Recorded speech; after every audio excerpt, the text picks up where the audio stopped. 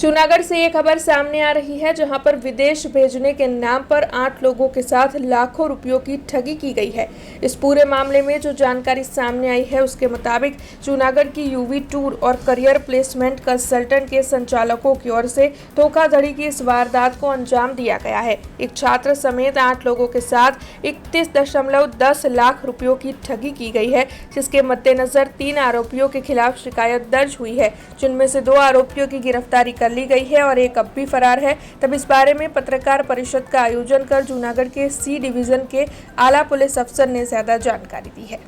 जूनागढ़ना निहार प्रवीणभाई जानी અને અન્ય તેના બે મળતિયા મનોજ જીતેન્દ્રભાઈ રાવલ તથા કેશવાલા કેશુભાઈ નાથાભાઈ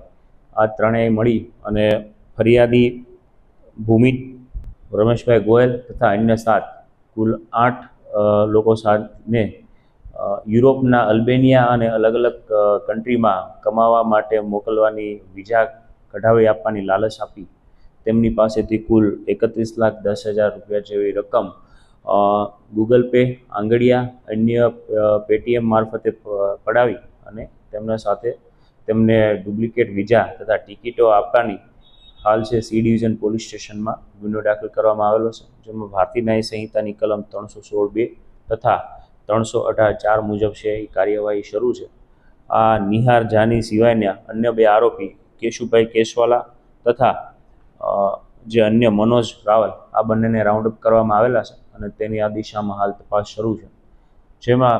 આ જે ભૂમિત અને અન્ય જે સાહેદો છે તેમને છેલ્લા 1 વર્ષથી આ નિહાર જાનીના કોન્ટેક્ટમાં આવેલા હોય તેનું કેરિયર કન્સલ્ટન્સી કરીને જે ઓફિસ હતી ત્યાં તેમને જણાવેલું કે યુરોપના બેલારુસ તથા અલ્બેનિયા જેવા કન્ટ્રીમાં કે દુબઈ કોઈપણ જગ્યાએ જવું હોય તો ત્યાં કેરિયરના ખૂબ સારા ચાન્સ છે અને તેમના જવાના 1 વર્ષના જે વર્કિંગ વિઝા અને અન્ય જે ટિકિટની જવાબદારી લીધેલી ત્યારબાદ તેમને ગૂગલ पे અન્ય જે પેમેન્ટના જે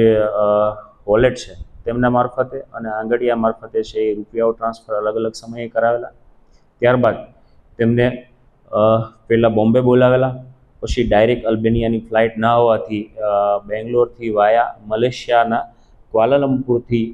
આગળ જઈ શકશે તેવું જણાવી બોમ્બે તેમને 7/3/2025ના બોલાવેલા। ત્યારબાદ છે એ આગળની ફ્લાઇટ છે એ તેમને બેંગ્લોરથી જવું પડશે, જેથી આ લોકો બેંગ્લોર જ્યારે એરપોર્ટ પહોંચ્યા અને ત્યાં ઇમિગ્રેશન વિભાગમાં ટિકિટ ચેક કરાવતા આ સમગ્ર છે એ ઘટના સામે આવી કે એમને જે આ નિહાર જાની એન્ડ કંપનીએ જે ટિકિટ આપેલી છે તે ખરેખર એરપોર્ટની ટિકિટ જ ખોટી છે, પરંતુ પાછળથી તેમને છે એ સમાધાન માટે પણ પ્રયત્નો થયેલા, પરંતુ આ નિહાર જાની અને અન્ય તેના 2 મળતિયાઓ છે એ તેમના જે રૂપિયા છે ચેક આપેલા તે પરત ના આપતા ગઈકાલે सी डिवीजन पुलिस स्टेशन में गुनो दाखिल करावेलो है। हमसे जुड़े रहने के लिए हमारे YouTube चैनल को सब्सक्राइब करें और नई वीडियो की नोटिफिकेशन के लिए बेल आइकॉन को दबाएं